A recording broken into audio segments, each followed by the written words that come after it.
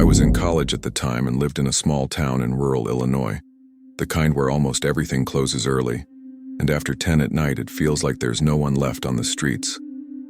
I shared a simple apartment with a roommate, and that night she had traveled to visit her family, so I was alone. I had spent the day studying, and close to midnight I started to feel a strong headache, the kind that throbs behind your eye and makes your stomach feel a little nauseous. I didn't have any medicine left at home and knew that if I didn't take anything, I'd be up all night. The only option was the 24-hour pharmacy near the highway, about a 10-minute drive away. The pharmacy was large for the size of the town, with automatic doors at the front and harsh white lighting that makes everything feel colder than it really is. The parking lot was almost empty, just 2 cars in one corner and a pickup truck parked farther away, near a dark area where the streetlights didn't illuminate properly. I sat in the car for a second before getting out, just looking around because that place always gave me a strange feeling late at night. It wasn't exactly fear, more an awareness that you're exposed, with very few people around. I went in, smelled cleaning product mixed with cheap perfume, and headed straight for the medicine aisle, trying to make it quick and get back home. As I walked down the painkiller aisle, I noticed there was someone else in the store besides me and the cashier. It was a man, probably in his 30s or 40s, wearing a dark hoodie with the hood down. He was a few meters ahead of me, standing on the same side of the aisle looking at the shelves. I didn't think much of it at first. A 24-hour pharmacy always has someone wandering around late at night. I picked up a box of medicine, compared it with another, put one back on the shelf. When I took 2 steps to the side, he did too. He stopped exactly where I stopped, pretending to read the label of some random product. I thought it was a coincidence and kept looking at the medicines. I decided to change aisles to grab water and something for my stomach. I turned into the next aisle and started walking slowly, looking at the lower shelves. Within a few seconds, I heard light footsteps behind me. When I glanced out of the corner of my eye, I saw the same man entering the aisle, now pretending to compare vitamins. He didn't have a cart, a basket, or anything in his hands. He just walked and stopped when I stopped. My stomach tightened immediately, but I tried to convince myself I was overreacting, that maybe he was just indecisive, wandering the store aimlessly, the way I myself had done before. I decided to test it more clearly. I walked to the back of the store, stopped suddenly to pretend to read some random label, and stood there for a few seconds. The man did exactly the same, stopping a few meters away, on the other side of the aisle. He didn't take anything off the shelf, he didn't put any product back. He just stood there looking as if he were really comparing something. When I moved again, he moved almost at the same moment. That was enough for my body to go into full alert. It was no longer just a feeling. He was reacting to my movements. I grabbed what I needed as quickly as possible and started walking toward the front of the store. I passed through 2 more aisles along the way, deliberately changing my pace, speeding up a little, then slowing down. In all of them, he appeared right after, always with the same overly casual posture, always with nothing in his hands. The worst part was the silence. He didn't speak, didn't make unnecessary noise, didn't draw the cashier's attention.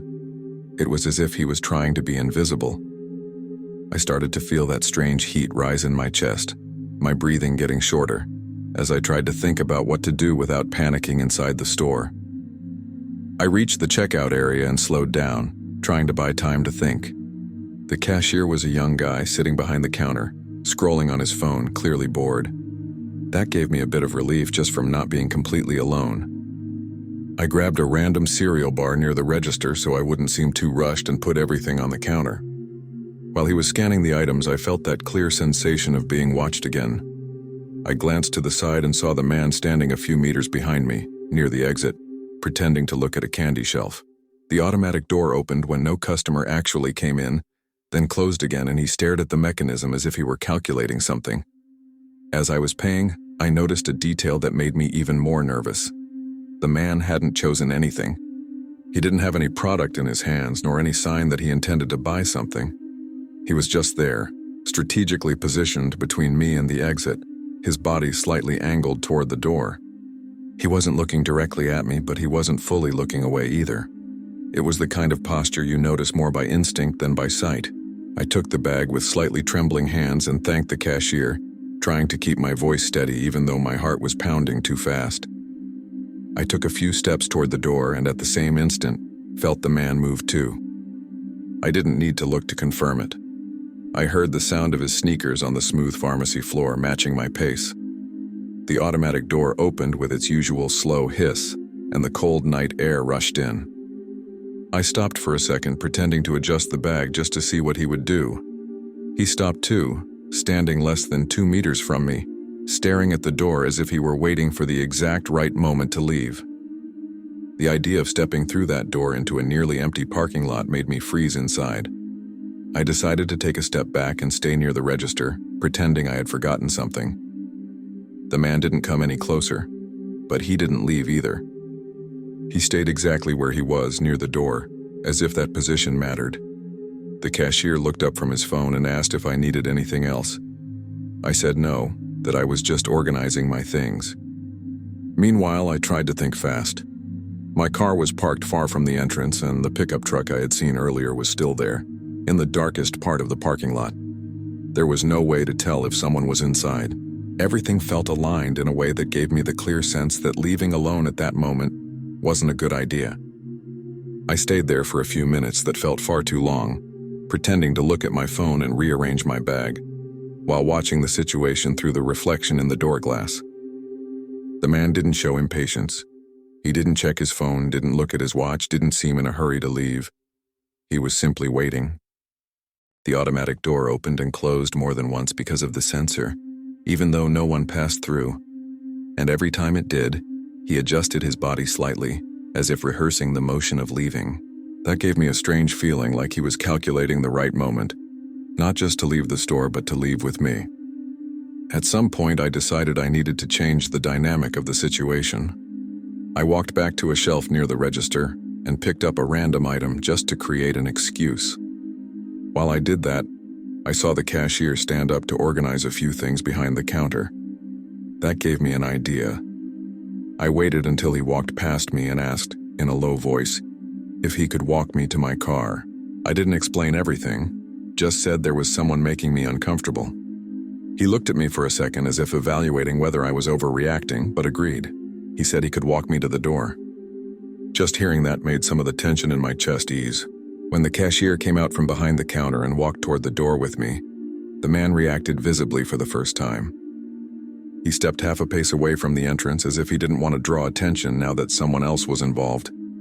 He didn't say anything, didn't complain, didn't make any sudden moves. He just watched. The automatic door opened and the cashier stood beside me, looking out at the parking lot like he was just doing his job. I stepped outside, feeling the cold air hit my face, and quickly looked around. My car was where I had left it, and the pickup truck was still there, parked in the dark, its windows too tinted to see inside. The man stayed near the door, not coming out, just watching.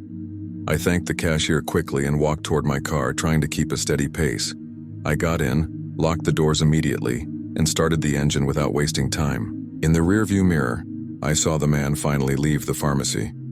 He stopped just outside the automatic door, standing under the bright entrance light, and looked around the parking lot as if searching for something specific. He didn't come straight toward me. He didn't run. He just stood there watching as I backed out and drove away as fast as I felt was safe. It was only when I turned the corner and the pharmacy disappeared from view that I realized how much my hands were shaking. I drove home with my entire body on alert, checking the rearview mirror more often than usual, even though I knew it was unlikely anyone was following me at that hour. The town's streets were empty, lit only by old streetlights and porch lights. Every parked car seemed suspicious for a few seconds until I passed it. When I finally reached my apartment, I parked as close to the entrance as possible and sat in the car for a few moments, breathing deeply, trying to slow my heart. I went upstairs quickly, locked the door behind me, and leaned against it for a moment, just to feel something solid there. The headache was still there, but the medicine felt secondary compared to what had just happened. I spent the rest of the night awake, trying to mentally reconstruct every detail inside the pharmacy. The way he always appeared seconds after I changed aisles. The fact that he never picked up a single product. The position he chose near the exit. None of it felt random. The more I thought about it, the clearer it became that he wasn't there to buy anything. He was there to observe, to follow, maybe to decide something. What disturbed me wasn't imagining the worst, but knowing that if I had walked out alone into that empty parking lot, there was no guarantee he would have kept just watching. In the days that followed, I kept thinking about that night more than I wanted to. There was nothing concrete I could report as a crime, no explicit threat, no touch, no words. Still, the sensation of being followed so silently and precisely wouldn't leave my mind. In small towns, you grow up believing everything is safer, that places open all night are neutral spaces. That pharmacy seemed exactly like that. Bright lights, automatic doors, someone at the register. And yet, all it took was one person moving the right way to turn that space into something completely different.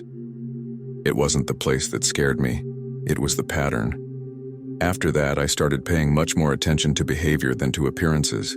People who stop in the same spot every time, who don't choose anything, who react too quickly to your movements. I learned to trust that discomfort that comes before real fear. Because that night in Illinois, it became clear to me that some people don't need to do anything wrong to show they're about to. Sometimes all they do is wait in the right place at the right time until you open the door.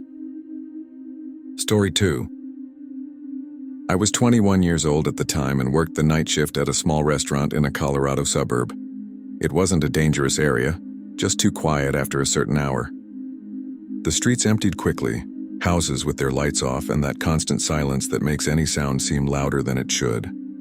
I didn't have a car yet, so I walked 4 blocks to the apartment I shared with another student. It was a short, straight route that I usually did almost on autopilot. That night I left a little later than usual, close to 1 a.m., tired, my feet sore and my head full, thinking only about getting home and sleeping. As soon as I turned the corner and started walking, I noticed a car driving too slowly for that hour. I didn't pay much attention at first. In neighborhoods like that, sometimes someone is looking for an address or just driving without a hurry. It passed me, went to the end of the street, and turned the corner. I kept walking, listening to my own footsteps on the concrete. Less than a minute later, the same car appeared again, coming from the opposite direction again slowly with its low beams on. It passed me once more and continued on. That was when something started to bother me. Not exactly fear, but that feeling of being noticed when you don't want to be. The third time, the car didn't just pass by. I heard the engine slow down before I even saw the headlights appear again. It came slowly to a stop a few meters ahead of me and pulled up to the curb, the turn signal blinking once before shutting off. My body reacted before my mind did. I slowed my pace without realizing it, trying to understand if there was some normal explanation. Maybe someone was answering a phone call. Maybe it was a late delivery. Still, the way the car had gone back and forth along the entire street didn't feel casual. I kept walking, my attention fully focused on that vehicle stopped ahead. The driver's door opened as soon as I got closer. A man stepped out, closed the door with almost too much care, and started walking in the same direction as me, a few meters ahead at first. He didn't look back immediately. He just adjusted his pace until it matched mine exactly. When I slowed down, he slowed down. When I sped up a little, he sped up too. The distance between us stayed almost perfect, as if it had been measured. There was no conversation, no question, no apparent reason. Just 2 sets of footsteps echoing on the empty sidewalk, one right after the other. I tried to convince myself that he simply lived nearby and that the coincidence seemed bigger than it really was. Even so, my body wouldn't relax. At certain moments I could hear his breathing, not heavy but present, too synchronized with the sound of the steps. I glanced sideways when we passed a house with a porch light on and got a better look at his profile. He was an ordinary man, simple clothes, nothing that stood out. Maybe that was what made me most nervous. There was nothing obvious to justify the fear, just the pattern. And the pattern didn't change, no matter what I did. I decided to test it.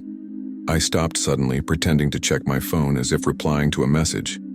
The man stopped too, a few meters away, turning his body slightly to the side as if he were just observing the street. I stood there for a few seconds, waiting for him to keep going. He didn't. As soon as I started walking again, he resumed his pace at the exact same moment. There was no delay, no hesitation. That made my stomach drop completely. I wasn't just being followed by chance, he was reacting directly to me. By then, I was mentally counting how many blocks were left until the more brightly lit part of the neighborhood. The stretch I was on had more widely spaced streetlights, yellowish light, and many houses with tall gardens that created uneven shadows on the sidewalk. Every time we passed through one of those shadows, I felt a chill run up my spine, like something could change at any second. I thought about crossing the street, but I knew that would only confirm that I had noticed the situation. Instead, I kept my pace, trying to look as normal as possible, even with my heart beating far too fast. At one point, I heard a car pass on a parallel street, and the distant sound of tires on asphalt gave me a bit of courage. I adjusted my backpack on my shoulder and sped up slightly, like someone who just wanted to get home. The man sped up too, keeping exactly the same distance. He didn't get closer, but he didn't fall back either. It was as if there were an invisible line between us that he wouldn't cross, but also wouldn't abandon. That gave me the strange impression that he was waiting for something specific to happen, not just following me without purpose. When I turned the corner that led to the main street of the neighborhood, I felt immediate relief. The lighting there was much stronger, with streetlights close together and a few shops still open even at that hour. Cars passed occasionally, not constantly, but enough to break the feeling of isolation. As soon as my feet stepped onto that brighter stretch of sidewalk, I noticed a change behind me. The sound of footsteps didn't follow me around the corner. I glanced back and saw the man standing in the middle of the sidewalk on the previous street, exactly at the boundary between the dim light and the brighter illumination. He didn't move forward. He just stood there, watching. I walked a few more meters before stopping completely. The man remained motionless, his arms hanging loosely at his sides, observing as if evaluating something that had already passed its point. He didn't seem frustrated or rushed. It was a posture that was too neutral, almost professional. No attempt to approach, no words, no gesture to draw attention. The distance between us now felt final. It was as if that well-lit street was a boundary he didn't intend to cross. The feeling was strange, not exactly relief, but the clear awareness that something had ended there. I kept walking until I reached the front of my building, but I hesitated for a few seconds before going inside. I stood there looking at the street, trying to understand what had just happened. The man was no longer visible, swallowed by the darkness of the corner I had come from. Even so, I felt as if I were still being watched, as if that attention had simply been switched off, not truly ended. I climbed the stairs quickly, unlocked the door, and went inside, locking everything behind me. I dropped my backpack on the floor and stood in the hallway, listening to the silence of the apartment, trying to normalize my breathing. That night, it took me a long time to fall asleep. I kept replaying every detail of the short walk that had turned into something completely different. The car driving slowly, the calculated parking, the copied pace. The way he stopped exactly at the point where the street became brighter. Nothing seemed improvised. There was no attempt at conversation, no final approach. What frightened me was precisely that. He didn't seem lost or indecisive. He seemed like someone who had chosen how far he would go and knew exactly when to stop. In the days that followed, I started observing my route much more closely, even during the day. I noticed how many stretches were completely dark at night, how many spots had no cameras at all, how many houses had tall walls or gardens that blocked the view of the street. That 4-block walk, which I had always considered simple and safe, took on another dimension. I didn't change my route immediately, but I never walked it again without paying attention to cars that passed more than once or people who adjusted their pace too quickly. The fear didn't come from something that happened, but from what clearly could have happened if I had taken a little longer to reach that lit street. To this day, what bothers me most is the way it all ended without confrontation. He didn't run after me, didn't try to talk to me, didn't do anything I could point to as a direct threat. He simply stopped as if he had missed a specific opportunity, not a person. That feeling of having been followed by someone's decision, not by chance, stayed with me for a long time. That night in Colorado, it became clear to me that sometimes the difference between being safe and being in danger isn't what you do, but the exact place where someone decides to stop following you. Story 3. I was 17 years old at the time and lived in a small town in Texas where almost everyone knows each other by sight, or at least thinks they do. I had just come out of a late showing at the town's mall movie theater, one of those screenings that end close to midnight, when the place is already closing and only the cleaning lights are on. I went alone because my friends backed out at the last minute and I didn't want to miss the movie. My dad didn't like the idea, but I insisted, saying it was close to home and that the theater parking lot was always safe.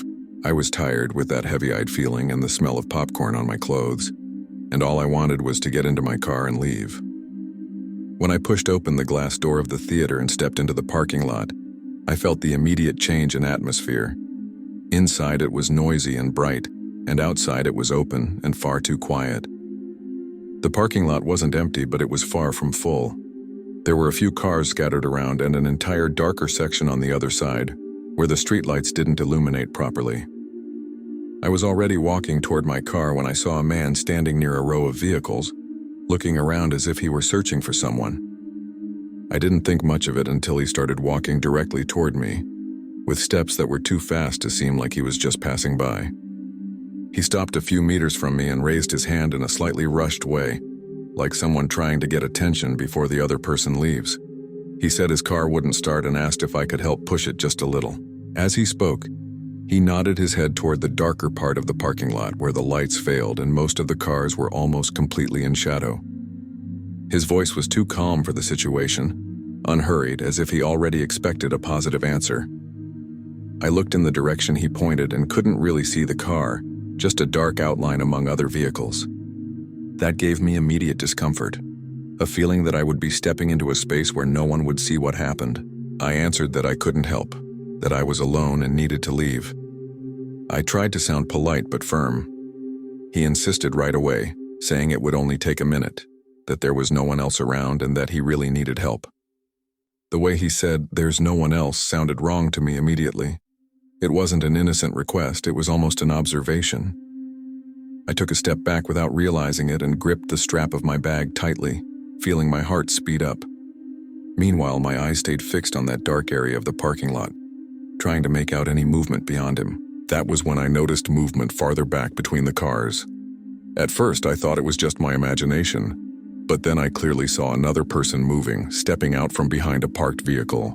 I couldn't see a face, just the silhouette of someone who clearly wasn't there by accident. The man in front of me noticed my reaction immediately. He glanced quickly over his shoulder toward the other person, and then looked back at me, as if evaluating whether it was still worth insisting. That was when fear turned into something more concrete. It wasn't just a strange request. It was a setup. My body reacted before any rational thought. I said no again, this time louder, and turned immediately, starting to walk quickly back toward the theater entrance. I heard footsteps behind me for a few seconds, not running, but fast enough to send me into panic. I didn't look back. I focused only on the brightly lit glass doors of the lobby, still open because of the cleaning staff. When I pushed the door and stumbled inside, I felt the cold air of the air conditioning and heard distant voices. And that was when I realized they had stopped following me. As soon as I was inside the lobby, I turned my head by reflex and looked outside through the glass. The two men were standing in the parking lot, now farther apart from each other. Neither of them approached the door. Neither tried to come in after me. They just stood there for a few seconds, watching as if confirming that the situation had changed. One of them made a short hand gesture, something between frustration and a signal to retreat. Then the two of them moved away, each heading in a different direction between the cars, disappearing into the shadows of the parking lot. There was no running, no argument. It was as if a plan had been interrupted and simply abandoned. I stood inside the theater near the entrance, my heart pounding so hard I could hear it in my ears. An employee noticed my state and asked if I was okay. I said yes, but my voice came out strange, too thin. I stayed there pretending to use my phone for a few minutes just so I wouldn't go back out immediately and risk running into them still nearby. I looked through the glass door every few seconds, trying to spot any suspicious movement. The parking lot looked normal again, but I knew that didn't mean anything. Normalcy had been broken too quickly for me to trust it. After a few minutes, I worked up the courage to go out again, but I didn't head straight for my car. I went to the ticket counter where two employees were still talking while closing the register and stayed nearby, waiting for one of them to go out into the parking lot. When one of them finally stepped outside to take out the trash, I took the opportunity and walked out alongside him, pretending it was a coincidence. The parking lot looked the same as before, quiet with the same scattered cars, but the darker section still bothered me. I got into my car as quickly as I could, locked the doors immediately, and started the engine with a trembling hand. Before leaving, I checked the rearview mirror and then the side mirrors, trying to spot any sign of the two men. I didn't see anyone, but that didn't bring immediate relief. I backed out slowly and started driving toward the exit, my heart still racing.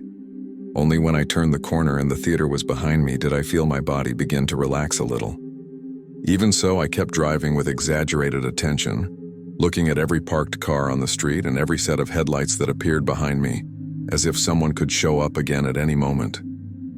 I got home a few minutes later, but those minutes felt much longer than the actual drive. I parked in front of the house and sat in the car for a few seconds with the engine off, trying to hear if there were any strange sounds on the street. Everything was too quiet. I went inside quickly, locked the door, and went straight to my room, my heart still racing. I sat on the bed and stared at nothing for a while, trying to process what had happened. I didn't cry, didn't scream, didn't do anything dramatic. I just felt that strange weight in my chest, like I had escaped something I didn't want to think too much about. That night I barely slept. I kept remembering the way the man had pointed to the dark part of the parking lot, as if he already knew exactly where I was supposed to go. I remembered the second man appearing between the cars at the exact moment, without any surprise. It hadn't been improvised. It wasn't someone desperate with a dead battery. It was something rehearsed, simple and quiet, that depended only on me agreeing to help. The more I thought about it, the clearer it became that the only thing that changed the outcome was the fact that I said no quickly enough. In the days that followed, I started paying attention to requests for help in isolated places in a completely different way. Not because I think everyone has bad intentions, but because I learned that some situations are built precisely to seem harmless. The request was simple, polite, almost too ordinary. If I had agreed, I would have walked alone into a dark area, far from the lit entrance and from anyone else. The fact that the two of them backed off immediately when I returned to the lobby made it clear that visibility was what prevented something worse from happening. To this day, when I pass through large parking lots at night, I remember that exact feeling of realizing I wasn't dealing with just one person. What scares me isn't thinking about what could have happened, but how quickly everything would have changed if I had taken just a few more steps in the wrong direction.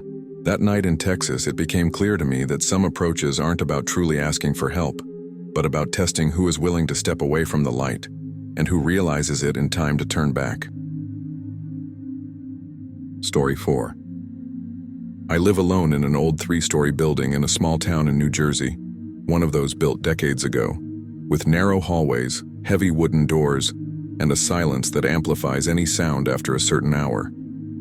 I had moved there a few months earlier after finishing college because the rent was cheaper and it was close to work.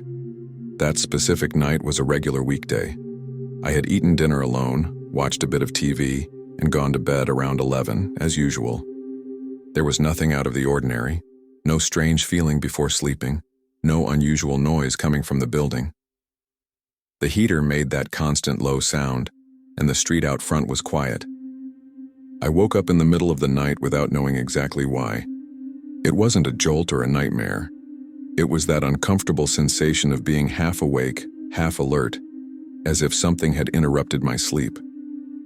I lay there for a few seconds trying to understand whether I had heard some noise or if my body had simply woken up on its own. That was when I noticed a very subtle sound coming from the apartment door. A nearly imperceptible click, followed by a faint creak. At first, I thought it was the wood expanding because of the temperature, something common in that old building. But the sound came again, more controlled this time, as if someone were turning the doorknob very slowly to avoid making noise. My entire body tensed instantly. I didn't move. I lay there with my eyes open in the dark, trying to confirm whether it was real or if I was misinterpreting some normal building noise. The sound came again, even lighter, followed by a pause that lasted too long. It was as if the person on the other side was testing the knob and stopping every time they felt resistance. There was no hard pull, no knock, no rush. That was what scared me the most. Whoever was there didn't want to be noticed. They wanted to know how far they could go without drawing attention. I held my breath without realizing it, afraid even of the sound of air moving in and out. The doorknob turned once more, just a little, and stopped. There was another long, heavy silence, and then a different sound, very low, like metal touching metal near the lock. It didn't sound like a key. It was thinner, more delicate, as if someone were using a small tool. My heart started beating so hard that I was sure it could be heard on the other side of the door. Even so, I didn't make any sudden movements. I didn't get up, didn't turn on the light, didn't say anything. The feeling was that any reaction could be an invitation to something worse. I stayed there motionless for several minutes, trying to keep my breathing as quiet as possible. The metallic sound came back once more, very brief, followed by another careful test of the doorknob.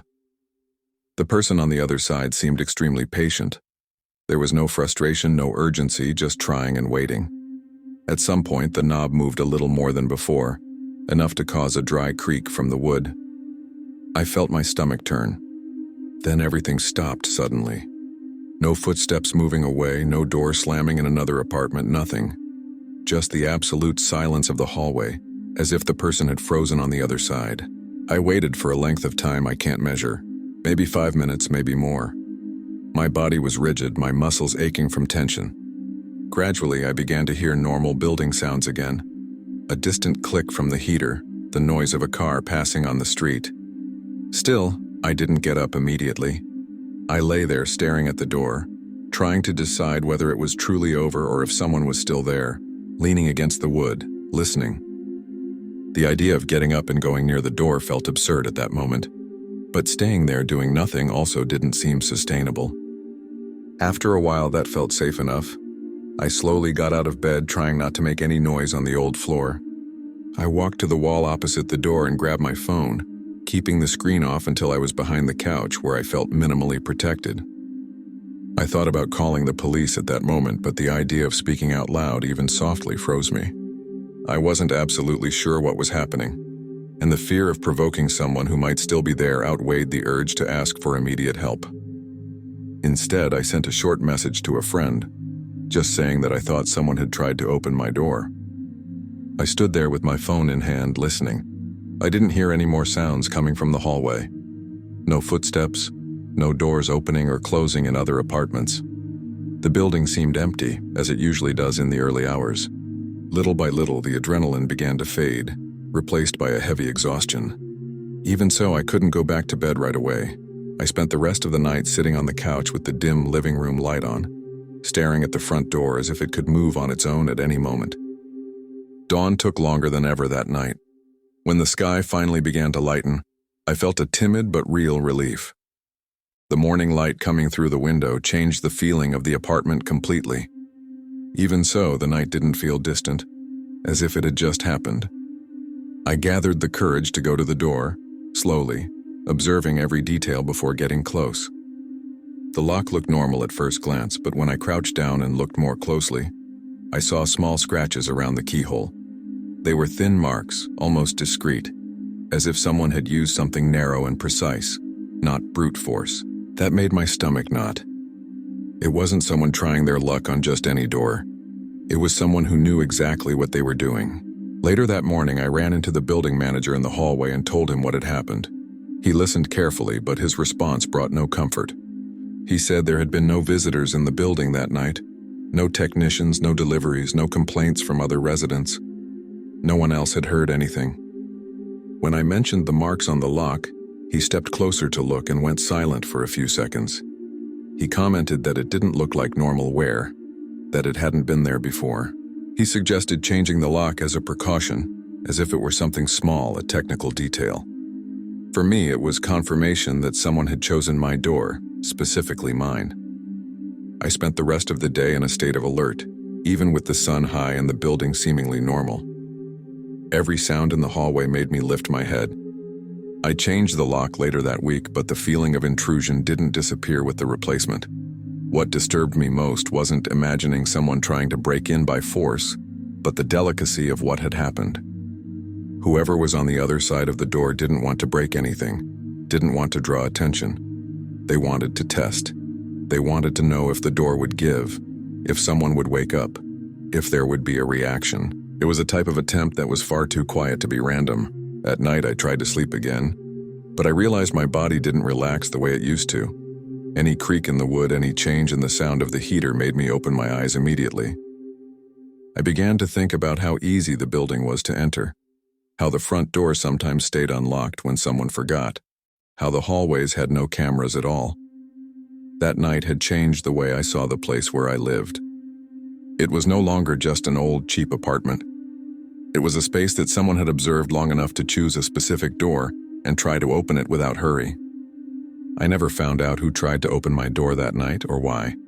There was no break-in, no confrontation, nothing concrete enough to become a full police report. Still, the experience stayed with me in a way that's hard to explain. It wasn't the immediate fear that left the deepest mark, but the feeling of having been observed enough for someone to decide to act with such precision. The tool used, the care with the noise, the fact that they stopped every time the doorknob moved. Everything pointed to someone experienced, someone who knew exactly how to test a door without waking the entire building. Since then, I've started paying attention to details I used to ignore. Small marks, subtle sounds, pauses that last too long in the silence of the night. Because that early morning in New Jersey made it clear to me that not every attempted break-in comes with force or violence. Sometimes it comes in the form of patience, choice, and waiting. And that, for me, was much harder to forget. Story 5. I was 20 years old at the time and lived in a small town in Pennsylvania, one of those places where almost everything closes early and activity disappears after 10 at night. I worked part-time and usually withdrew cash once a week to pay some bills in cash. That night I left work a little later than usual and decided to stop at an outdoor ATM located next to a small bank, near a lightly traveled avenue. It was already past 11, and the place was far too quiet with only the distant sound of cars passing from time to time. I parked the car near the ATM and stayed inside for a few seconds before getting out, looking around out of habit. There were few streetlights, and a side street next to the bank was almost completely dark, with no houses or businesses visible. Even so, I got out and went to the ATM, trying to do everything quickly. Insert the card, enter the PIN, choose the amount. While the machine was processing, I felt that strange sensation of not being completely alone, even without hearing clear footsteps behind me. That was when I heard footsteps very close, too close for that narrow space between the ATM and the bank wall. Before I even turned my head, a male voice spoke behind me, in a tone far too casual for the hour and the situation. He commented on the amount that had appeared on the screen, as if he were just observing out of curiosity. That chilled me instantly. I was sure no one should be close enough to read the screen. I glanced sideways and saw a man standing almost pressed up against me, not respecting any normal personal distance. He didn't seem nervous or rushed. On the contrary, he seemed far too comfortable. He kept talking, saying that the ATM sometimes ate cards and that it was better to put the money away quickly. Then he suggested that he could help me count the bills or hold them while I put them in my wallet. The way he said help sounded wrong immediately. I took a step to the side, trying to create space, and pulled the money from the machine with a trembling hand. He followed the movement, adjusting his position to stay close, as if that proximity were intentional. There was no one else there, and the surrounding silence made the situation feel even more exposed. I put the money away as fast as I could, without even properly checking the bills, and pulled the card from the machine almost in the same motion. The man watched everything from far too close, his eyes dropping to my hands every time I moved. I felt my personal space disappear, as if he were pushing me without touching me. When I finished, he commented that the area wasn't very safe at night, and that it would be better for me to get into my car right away. The sentence sounded like a warning, but also like a reminder that I was alone there. I didn't respond. I just turned my body and started walking toward the parking area, trying to keep my posture steady despite my racing heart. I heard his footsteps immediately following me. They weren't behind me by chance. He kept the same pace, the same too close distance.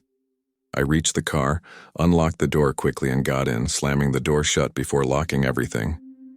For a second, I thought it was over. But before I turned the engine on, I heard a sharp knock on the driver's side window.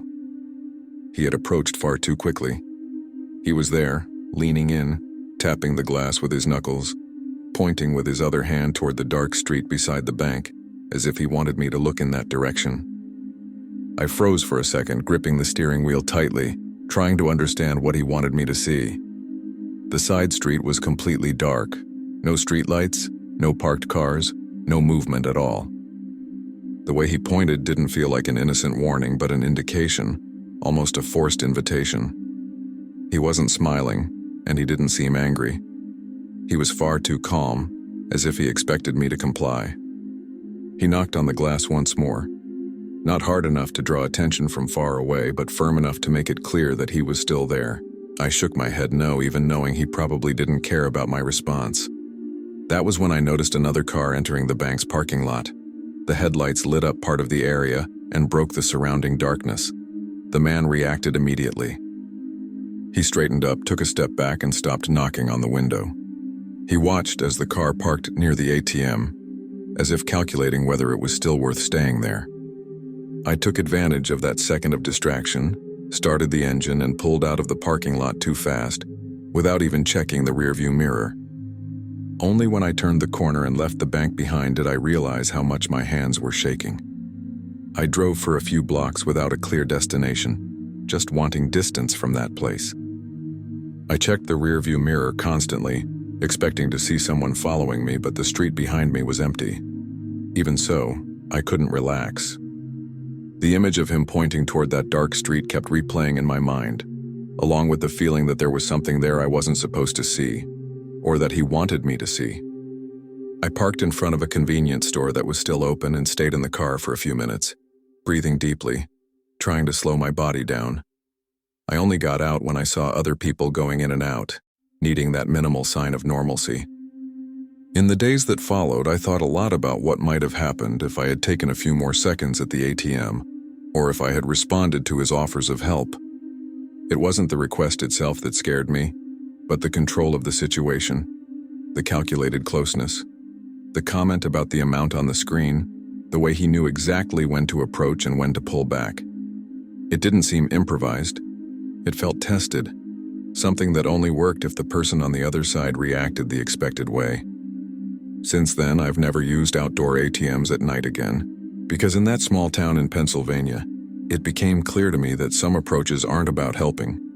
They're about seeing how far you're willing to go when someone invades your space without asking. What marked me most that night wasn't a direct threat, but the clear sensation that I had been evaluated the entire time. From the moment I parked to the moment I drove away, it felt like every movement of mine had been observed and anticipated. He knew where to stand to see the screen, knew how to speak without raising suspicion, knew exactly when to approach and when to retreat. There was no violence, no shouting, nothing that would draw outside attention. And yet everything there seemed planned to work only if I was alone, tired and in a hurry to leave. The presence of other people was the only reason it ended the way it did. After that, I started seeing those places we consider neutral, automatic, part of the routine in a different way. An ATM, a parking spot, a dark side street. None of that is dangerous on its own, but it can become so when someone decides to use the environment in favor of a silent approach. That night in Pennsylvania taught me that not all danger comes running or shouting. Sometimes it gets too close, speaks softly, barely smiles, and waits for you to make a simple mistake like believing you're still in control of the situation. Story 6. I was 15 years old at the time and lived in a quiet residential neighborhood in North Carolina, the kind filled with cul-de-sac streets, similar houses, and open yards. It was a place where everyone knew each other at least by sight, and where my parents had always said I could walk around without problems during the day. That afternoon, I was walking back from a friend's house who lived a few blocks from mine, a route I had taken dozens of times before. The sun was starting to go down, turning the sky orange, and porch lights were beginning to turn on one by one. It wasn't dark yet, but activity had already slowed down a lot. I was walking distractedly, looking at my phone, thinking about random school things when I turned onto the last street before my house. It was a dead-end street, short, with only a few houses and a turnaround at the end. As soon as I entered it, I noticed a white van parked right at the very end of the street, near the dead-end sign. The engine was on. You could hear it from the low, steady sound. That caught my attention because it wasn't common to see cars stop there for long, especially at that time. Even so, I tried not to think much of it, telling myself it was probably someone waiting for another person or checking their GPS. I kept walking, but I started paying more attention to my surroundings. The van stayed in the same place, no one getting out, no door opening, no hazard lights. As I moved farther down the street, I felt that slight discomfort that shows up when something doesn't quite fit, even without a clear reason. I couldn't see the driver because of the windshield glare and the position of the sun. The sides of the van were plain, with no decals, no logo, nothing indicating a service or company. It was just a regular white van, too clean to seem abandoned, too stationary to seem like it was just passing through. When I was about halfway down the street, I heard the sound of the engine increase slightly, almost imperceptibly, as if someone had touched the accelerator. I looked again at the van and had the impression that it had moved forward a few inches, enough for me to notice, but not enough to be sure. My stomach tightened immediately. Without thinking much, I crossed to the other sidewalk, pretending I just wanted to change sides. The instant I stepped onto the other side of the street, I heard a sharp click coming from the van, followed by a slow creak. The side door began to open, far too slowly to be automatic. My body reacted before my mind could form any logical thought. I froze for a second, just long enough to confirm that it was really happening. The door didn't open all at once. It slid slowly, making a low sound that seemed much louder in that silent street. I didn't see anyone yet, just the dark space forming inside the van. The engine remained on, steady, as if someone were ready to act the moment it was necessary. The air suddenly felt heavier, and I felt a strange chill run up my arms even though the late afternoon was still warm. I didn't wait to see anything else. I turned and started running toward the nearest house without thinking about whether I knew the people who lived there or not. I heard my own footsteps pounding on the concrete and the sound of my breathing becoming uneven. I didn't look back. The only thing in my mind was reaching any door and knocking as hard as I could. The house was only a few meters away, but the distance felt far too long in that moment. When I reached the porch, I climbed the steps, almost tripping, and started pounding on the door hard, using both hands, without stopping. The door took a few seconds to open, but in that moment it felt like an eternity. When it finally opened, an older woman appeared, clearly confused by someone knocking like that. I couldn't explain anything properly. I just said, almost without a voice, that I needed to come in, that there was someone in the street. She didn't ask questions. She just opened the door wider and pulled me inside, closing it behind me and locking it immediately. My legs were shaking so badly that I had to lean against the hallway wall to keep from falling. The house smelled like freshly cooked food, and the TV was on somewhere, sounds that felt far too normal compared to what I had just experienced outside. After a few seconds trying to catch my breath, I went to the living room window with the woman, my heart still racing. From there, the street was visible, including the end of the cul-de-sac. The white van was gone. It wasn't turning the corner, it wasn't parked farther down, it wasn't slowly pulling away. It simply wasn't there. The street looked exactly as it always did. Empty, quiet, with the houses lined up and porch lights on. I looked several times, searching for any sign of movement, but there was nothing. It was as if that van had never been there. I stood there for a few minutes, staring at the street, trying to understand how something so obvious could just disappear like that. The woman asked if I knew anyone from the van, if I had seen anyone get out, but I could only shake my head no. Everything had happened too fast for me to retain clear details beyond what really mattered. I hadn't seen a face, hadn't heard a voice. There had been no conversation. Just the presence, the running engine, and the door opening at the exact moment I changed sidewalks. That didn't feel like a coincidence. It felt like a reaction. The woman called my parents shortly after, explained the situation in her own way, and stayed with me until they arrived. When my father arrived, he went out onto the porch and looked up and down the street, walked to the end of the cul-de-sac, and came back saying there was no sign of any strange vehicle. No unusual tire marks, no neighbors complaining about noise, nothing out of the ordinary. To anyone who hadn't seen the van minutes earlier, the street looked as safe and ordinary as ever. That unsettled me more than if someone had confirmed its presence. It was as if the neighborhood had swallowed the entire situation without leaving a trace. That night, after I returned home, I sat in my bedroom trying to mentally replay everything that had happened, as if reviewing the details could make it feel less real. The image of the van parked at the end of the street came back vividly, as did the constant sound of the engine and the slow creak of the side door opening.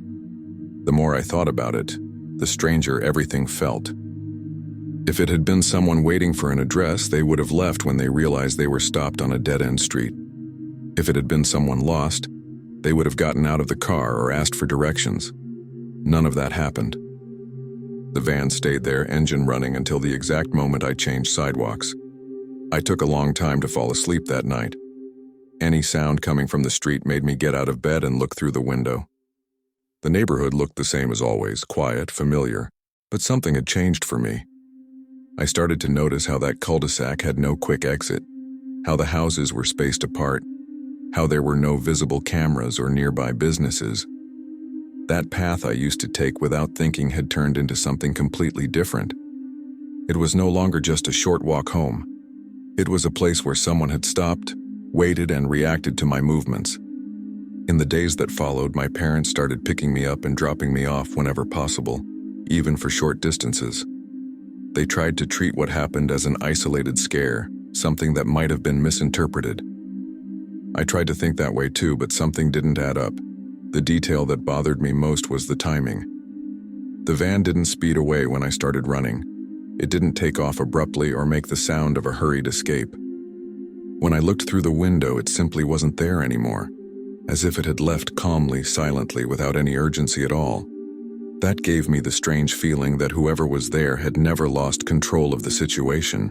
I started avoiding that street whenever I could, even during the day. If I had to pass through it, I walked faster, eyes fixed on the end of the street, expecting to see something parked there again. I never saw the white van again, nor anything like it. No neighbor ever mentioned a strange vehicle, no local news reported anything similar. Even so, I knew it hadn't been my imagination. I had seen, heard, and reacted to something far too real to ignore. The door opening at that exact moment wasn't an accident. It was a direct response to my movement. Over time, life returned to normal, at least on the surface.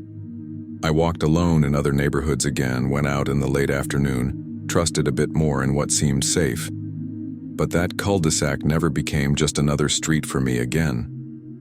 Whenever I think about it, I remember the exact feeling of realizing that someone was there waiting. Not lost, not by chance. Waiting for something to happen. The silence of the neighborhood at that moment wasn't comforting, it was complicit. Everything was too quiet for someone to feel watched, yet that was exactly what happened. Today, years later, what scares me most isn't imagining who was inside that van, but how calculated everything was to leave no evidence.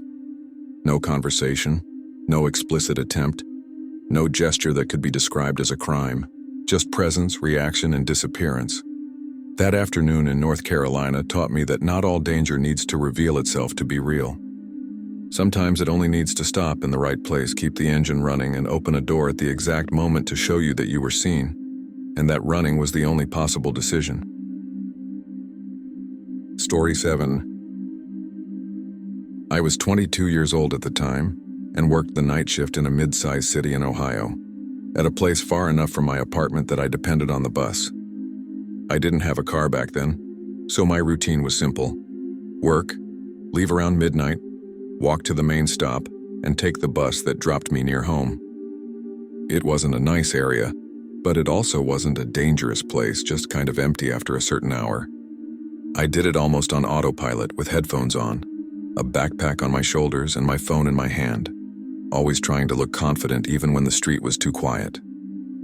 The problem started days earlier, when a man began appearing on the same bus frequently. At first, I didn't really notice. Night buses always have the same faces. Tired people, people coming back from work, people who look like they're going nowhere in particular. But he started sitting too close. even when there were other seats available. And out of nowhere, he began commenting on things I hadn't said. "This is the bus you take to go back," he said once, as if it were just small talk. On another night, without me asking anything, he mentioned the stop where I usually got off, naming the exact street. I remember feeling an immediate chill, because that wasn't casual information. It was something he had observed. That specific night, I was already on alert before even leaving work. I had decided to change my route for the first time since everything started, take a different bus and get off a few blocks earlier than usual, just to test whether it was really coincidence or not. I didn't tell anyone. I didn't mention it to coworkers, didn't post anything, didn't do anything that could be easily observed. I left work as usual, walked to a different stop than normal, and waited there, trying to act natural. The stop was darker, less busy, but I preferred the immediate risk over the growing discomfort of the previous nights. While I waited, I looked down the street, feeling that heavy silence that only exists after midnight. The bus hadn't arrived yet when I saw someone standing across the street.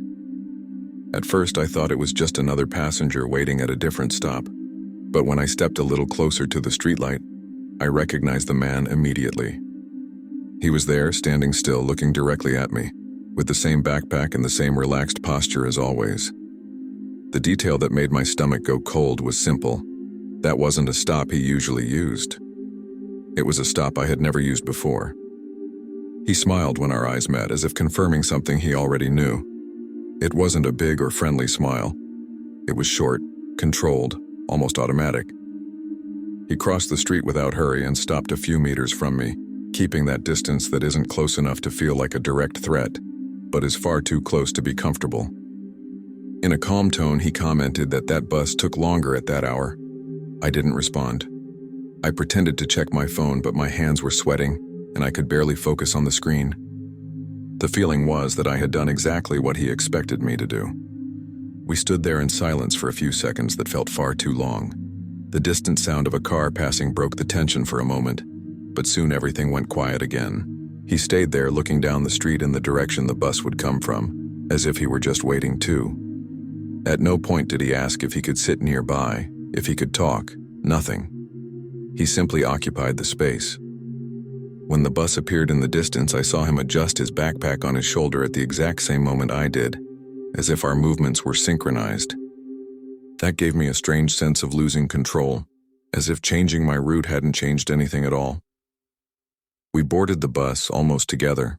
I got on first, swiped my card, and went straight to a seat near the front, close to the driver, something I rarely did. Normally I sat farther back, but that night I wanted to be visible, where anything strange would be noticed quickly.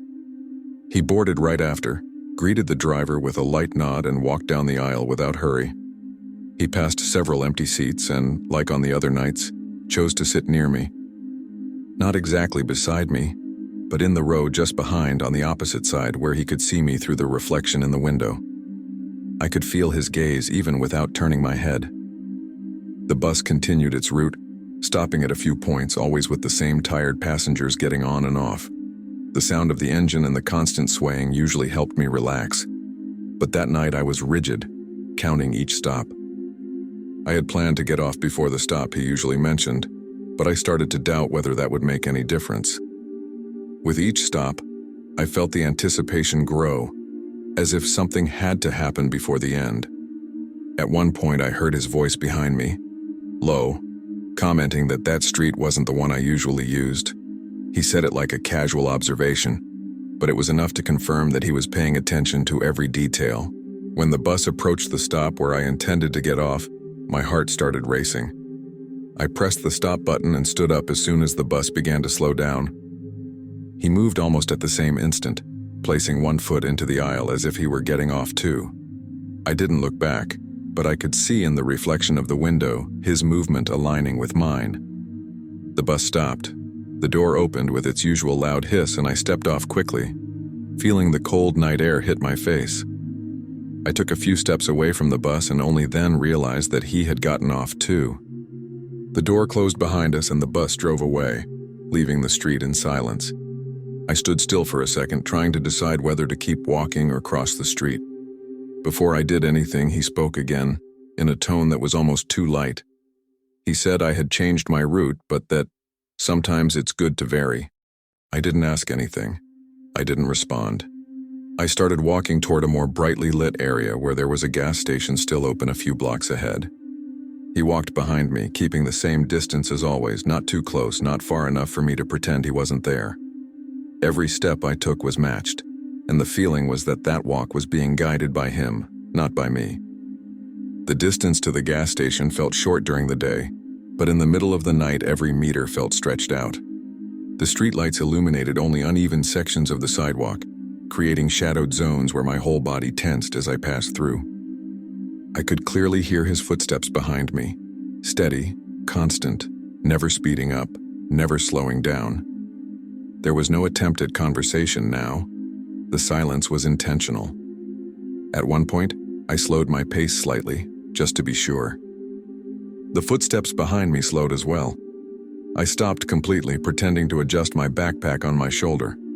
He stopped too, a few meters away, as if that distance had been rehearsed. When I started walking again, I had already decided not to go straight home. I didn't want him to know exactly where I lived, if he didn't already. I stepped into the gas station area, where there were two brightly lit pumps and a car parked. The moment I entered that brighter space, I felt an immediate change. The footsteps behind me stopped. I glanced sideways and saw the man standing at the edge of the sidewalk, exactly at the boundary between the strong light of the gas station and the darkness of the street.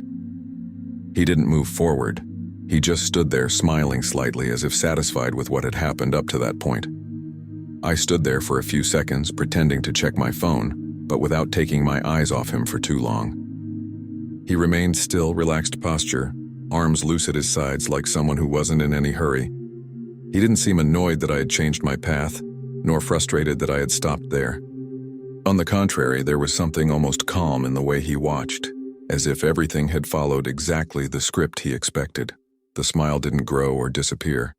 It just stayed there, constant, until a car pulled into the station and its headlights lit up the area more fully. That was when he finally stepped away. He didn't turn his back immediately. He took a few steps backward, still looking at me, until he disappeared into the darkness of a side street. I waited several more minutes before leaving the gas station, afraid he might just be waiting for me to step away from the light. When I finally gathered the courage, I walked to a busier avenue and called a rideshare, even though it was an expense I hadn't planned. I got into the car still shaking, looking back as we drove away, but I didn't see anyone. Even so, the feeling of being watched didn't fade quickly. In the days that followed, I tried to return to my routine as if nothing had happened, but something had changed permanently. I started paying attention to who was at the stops, who sat too close on the bus, who seemed to pay too much attention to schedules and routes. I changed my route definitively, started alternating times whenever possible, and avoided being alone at isolated stops. What bothered me most wasn't remembering his smile, but the certainty that my attempt to change paths hadn't surprised him at all. He was already there before me, as if he had anticipated the decision, or as if he had been watching for longer than I realized. To this day, when I take a bus at night, I think about that specific feeling of realizing that someone knows your routine better than you'd like. There was no direct threat, no touch, no explicit word that would justify a report. Still, everything felt calculated to show me that I was being followed, observed, and expected. Thank you very much for your company until the end. Your support is what gives life to this channel. If these stories have caught you, don't forget to leave your like and comment on your opinion. And if you are not yet part of our community, sign up now to receive the next real horror stories.